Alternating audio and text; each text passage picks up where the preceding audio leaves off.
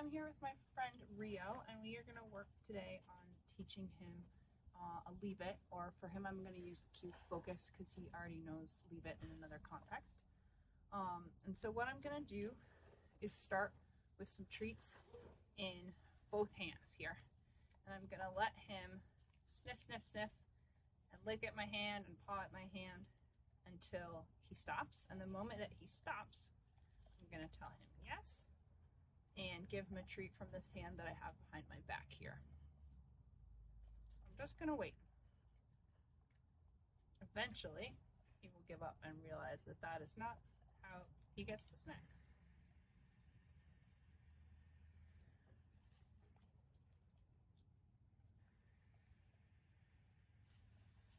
Yes, good boy. That was kind of an accidental pause, but I'll take it. We want to work so that our dog is appropriately challenged without being frustrated that it is too hard or bored because it is too easy, and so that our training is as efficient as possible. Here are the rules I follow to know when to move on and when to make it easier. Training is never linear, so expect to repeat steps and to drop back sometimes. This is normal. Boy, great. So we got 5 out of the 5, so now I'm going to go on to just having one treat in my hand like this, and he just has to not go for it for 1 second in order for me to deliver these treats from the other hand. I'm not using any verbal cue yet, just showing him the treat. If he goes for it, I just close my hand. So he's gotten 0 out of 2 so far, and that's 0 out of 3.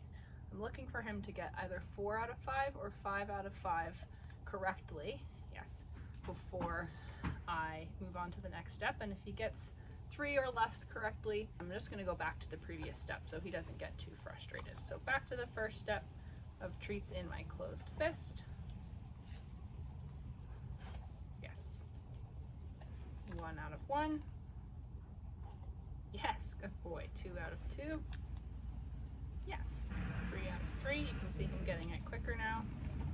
4 out of 4. 5 out of 5. Good boy. Even though he was distracted by that car coming in, I'll take it. So on to step 2. Yes, good boy. He left it there for 1 second. That's all I need. Too bad. Yes, good boy. Yes, good boy. Yes, good boy. He can sniff it. He just can't take it. Yes, good boy. 3 for 3. Yes, good boy. 4 for 4. 4 for 5. So I can still go on to the next step there. You got 4 out of 5. And so I'm going to do the same exact thing, but now he can't go for it for 3 seconds. Okay? 1, 2, 3. Yes, what a good boy. You're figuring out so quickly. 1, oh, too bad. 1 out of 2. Yes, good boy. 2 out of 3. The next step here is going to be to add the verbal cue. For him, I'm going to say focus. You could use leave it. You could say look. It could be whatever you want it to be. So as I present my hand for 3 seconds, I'm going to say the cue at the same time. Okay? Focus. 3 seconds. Good boy.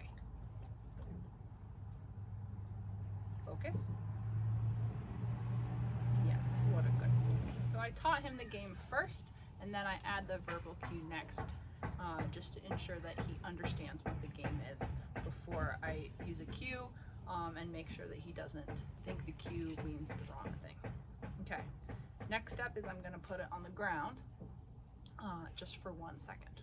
And you say the cue at the same time. From now on, I'll go ahead and say the cue. Focus. Yes, good boy. Good boy. Oh, too bad.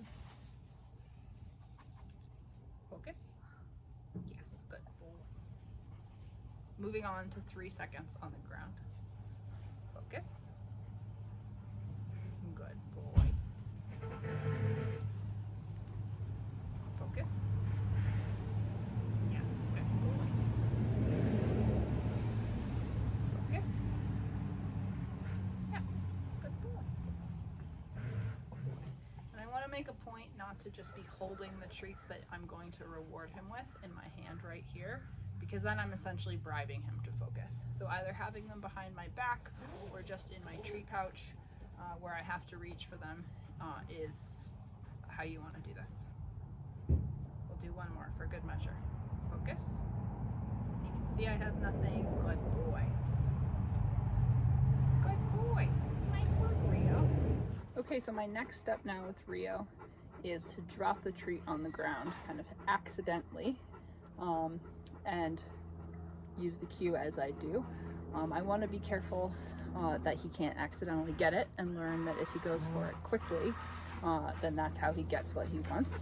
So I'm going to be ready to either block him with my leg or just drop it somewhere where I can easily step on it so that he can't get it if he doesn't listen to the cue. Focus. Oh, too bad.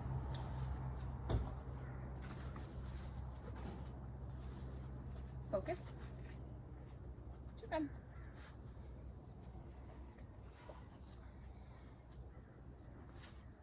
Focus. Yes, good boy. Good boy. Focus. Yes, good boy. So you can see it took him a couple there to warm up. But after a couple reps, he realized that going for it wasn't going to work. So maybe he should try not going for it, which is the right answer. Good boy. So he's gotten 2 out of 4. Focus. Yes, good boy. Great. So because he got 3 out of 5, we will just go ahead and repeat that step.